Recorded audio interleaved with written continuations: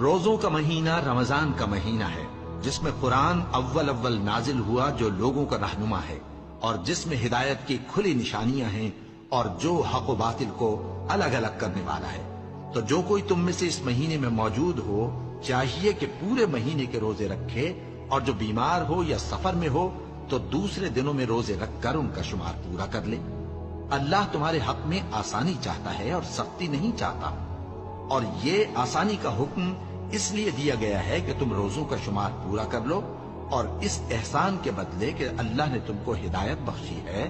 تم اس کو بزرگی سے یاد کرو اور اس کا شکر کرو۔